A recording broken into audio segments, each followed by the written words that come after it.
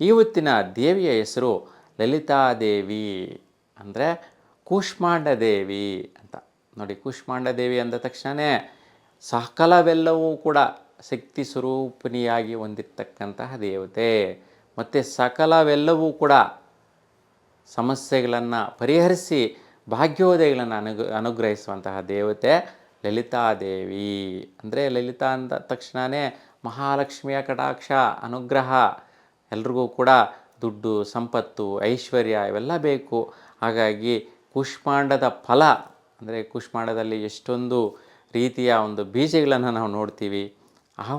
ಅಷ್ಟೊಂದು ಫಲಗಳನ್ನು ಈ ಒಂದು ದೇವಿ ಅನುಗ್ರಹಿಸುವಂತಹದ್ದು.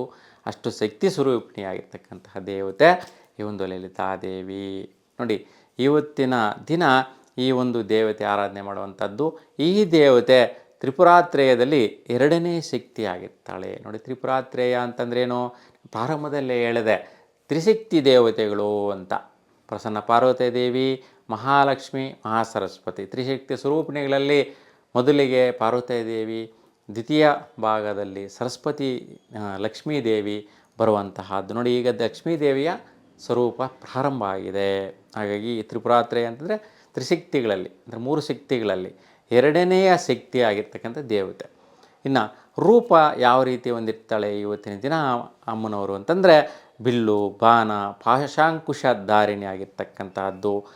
ಚಕ್ರ ಗದಾ ಹಸ್ತಳು ಅಂತ, ಚಕ್ರವನ್ನು ಮತ್ತು ಗದೆಯನ್ನು ಉಳ್ಳವಳಾಗಿರ್ತಾಳೆ. ನೋಡಿ, ಮಹಾವಿಷ್ಣುವಿನ ಸ್ವರೂಪದಲ್ಲೇ ಈ ಒಂದು ದೇವತೆ ಇರ್ತಕ್ಕಂತಹದ್ದು. ಹಾಗಾಗಿ 8 ಕೈಗಳುಳ್ಳ ದೇವತೆ ಆಗಿರ್ತಾಳೆ. ವಾಹನ ಬಂದು ಹುಲಿ.